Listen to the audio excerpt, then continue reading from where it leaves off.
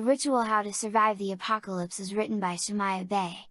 The following excerpt is a work of fiction. The 21st of June was the code name for their secret order. The 21st was created to help their kind survive the Fourth Reich, or Nazi takeover. Their edict proclaimed, "We are here to deploy, to defend, and to win our battles with the aid and assistance of supernatural forces." Every member swore an oath to God, and was prepared to sacrifice their lives for the sake of the order and its mission. If a member needed anything, within reason, they received it. The founders of the 21st of June were three brothers from Shreveport, Louisiana. Paradise's grandmother served as a high-ranking member in the organization. And, naturally, it was her grandmother who introduced Paradise to the 21st of June. Lulu's induction was the result of his maternal grandparents, Lola and Jose Rafael Correa Tapia. Inside the van, Paradise looked at Lulu and thought, "I hope this June Spade is a good cook." Paradise looked surprised when Lulu said, "I hope June Spade can cook." "I hope she can cook too, 'cause I'm starving," said Taka. "Yo Lou! What's up Blurry? I hope you're planning to jump into another car." "'Cause this one's just a little toe tight," Taka chimed in. Kansas City, Georgia had replaced their van, with a blue 1993 Ford Festiva. "Speaking of jumping, my grandmother was a jumper," Paradise said lightheartedly. "What's a jumper?" questioned Taka. "Like the movie, Jumper?" said Blurry nosily. "More like Dr. Safwat El Amin," said Paradise. "Who?" Blurry and Taka asked in unison. "The doctor from Cairo, Egypt." "Never heard of him," said Taka. "I have," said Blurry proudly. Taka was smug when she said, "Damn, you spent a lot of time in that library." "Yeah whatever," nodded Blurry dismissively. "Alright y'all too," said Paradise diplomatically. Taka quickly checked herself. Hey babe, I didn't mean to hurt your feelings," reflected it. Blurry blushed. Lulu stuck his fingers in his mouth, gagged, and pretended to vomit. Paradise shook her head and asked, "Do y'all want to hear the story or what?" "I'm sorry girl." "I'm listening," said Taka. Blurry didn't try hide his skepticism. "Are you implying your grandmother knew how to teleport?" "I'm not implying. I'm stating a fact from what I've seen and heard," said Paradise boldly. "What do you mean teleport?" "As in not needing a plane, train, or automobile to travel from one location to another?" Taka asked. "I'm saying she could disappear and reappear just like Dr. Safwat," Paradise informed the group. "What do you mean she could disappear and reappear, before your eyes? What kind of trick was that?" asked Taka. "It wasn't a trick!"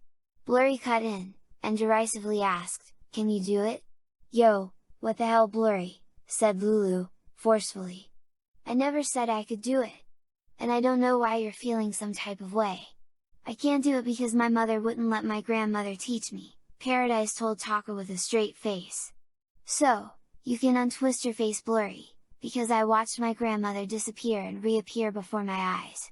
The look in Blurry's eyes was unmistakably saying, "I find that hard to believe. I can still see my mom reappearing in the kitchen and shouting, 'Ne le tu's pa,'" said Paradise to Taka. Taka was confused, and questioned what she just heard. "What does that mean? And, when did she disappear?" Paradise explained. "She was shouting, 'Don't kill him! Don't kill him!'" Still at odds with what he'd heard, Blurry commanded, "You're all over the place, stay focused." "Don't kill who?" "I am focused," Paradise said authoritatively. "And, stop trying to poke holes into everything I say. Just be quiet for a moment and listen." "Alright, I'm listening," nodded Blurry. "My parents had a physical fight that was extremely traumatizing. It was harrowing because I'd never heard them argue before. So, seeing them physically fight messed me up. I tried to separate them, but I couldn't. I'd never felt anyone that strong before. My Aunt T didn't intervene, which messed me up too. I don't know, maybe she was traumatized too. Together, we witnessed my parents fighting, my grandmother disappearing, and an entity appearing in our kitchen." "A what?" "Girl your story sure is ugly, but I like it," Taka said, in a southern drawn way that conjured Shook Avery from the movie, The Color Purple. "Yeah, there was an otherworldly presence in our kitchen. Before, the fight started. My grandmother vanished. She reappeared in her altar room. She retrieved and then released a supernatural force. Within seconds, she reappeared in the kitchen. She arrived just in time, because the entity was in the process of killing my father, recalled Paradise, who was visibly shaken. "Oh, okay. So, that explains why your grandmom said, 'Don't kill him,'" said Blurry consolingly. When my grandmother said, "Don't kill him," my parents stopped fighting and the entity froze.